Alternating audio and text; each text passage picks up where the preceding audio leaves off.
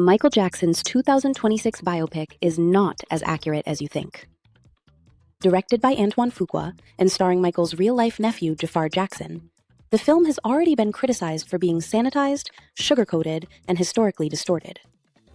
Today, we're breaking down the movie's biggest factual errors, starting with the opening Big Boy scene. The film begins in 1966 and shows a young Michael rehearsing Big Boy with his brothers inside their Gary, Indiana home with Joe Jackson around. The problem is that Big Boy didn't exist yet in 1966. Big Boy was recorded on July 13, 1967, during the Jackson 5's very first professional studio session. Later that same year, in the final months of 1967, the group recorded another version of the track before releasing it for the first time on January 31, 1968. That means the movie shows children rehearsing a song that wouldn't exist for another 1 to 2 years. It's basically like showing Drake practicing Tootsie Slide before COVID-19 even happened. The next mistake was so obvious that even some casual fans spotted it immediately.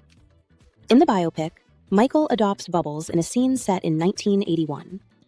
Cute moment, except fans quickly pointed out the timeline is off by at least 2 years. Bubbles was actually born in 1983 at a biomedical research facility in Austin, Texas, so Michael couldn't have adopted him in 1981 because the chimp literally did not exist yet. Interestingly, Bubbles is still alive and now lives at the Center for Great Apes. The movie collapses 1981 and 1983 together into one dramatic sequence, and Bubbles ends up being 2 years older than he should be.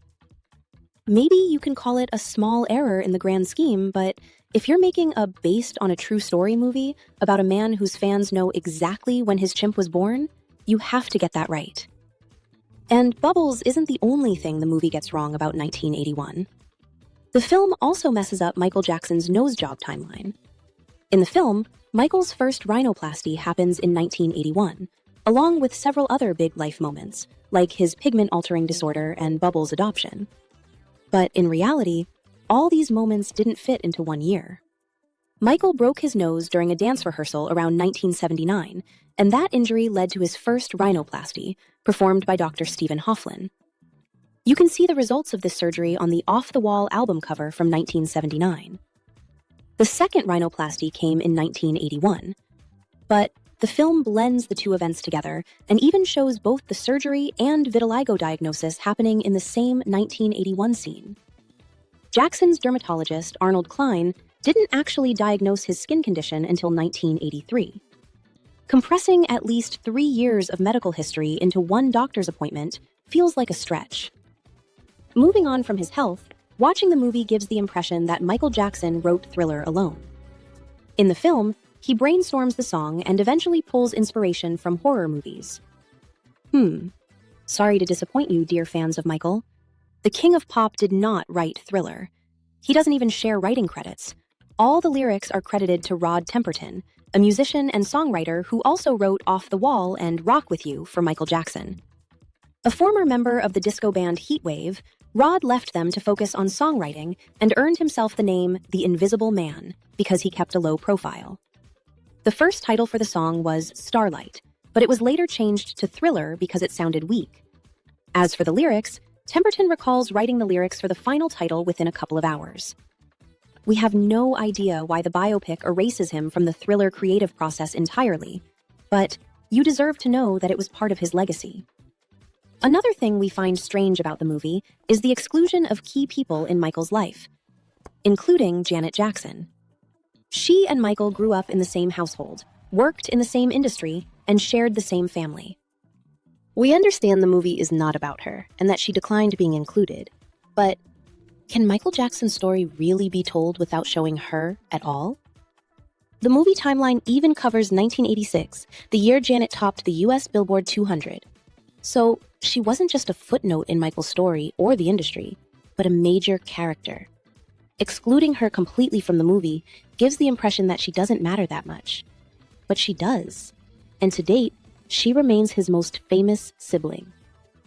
The next issue is also about what the movie does not show, rather than about what it shows.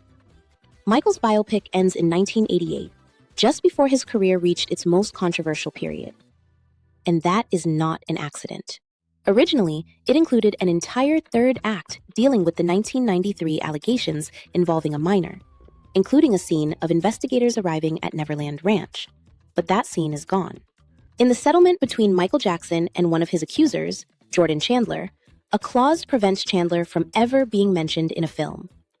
That clause had earlier been overlooked, but once discovered, the entire third act had to be scrapped and reshot, which increased the budget by $10 to $15 million. The Jackson estate absorbed those costs. The result is a film that covers 22 years of Michael Jackson's life and ends neatly in 1988. This final point is quite subtle, but it's exactly the kind of thing that can be regarded as fact if not corrected. In the movie, we see Michael's entertainment lawyer, John Branca, firing Joe Jackson as Michael's manager through a fax after Michael asked him to. However, there's no evidence that this happened the way the movie shows it. The scene only played out that way to add some drama. In reality, kicking Joe Jackson out of the picture seems to be a process spanning years and starting in 1979, before Michael met Branca. Also, it's worth considering that since John Branca was a producer of the film, he may have had a hand in how that scene was portrayed. Maybe. Just maybe. And that's where we'll stop for today.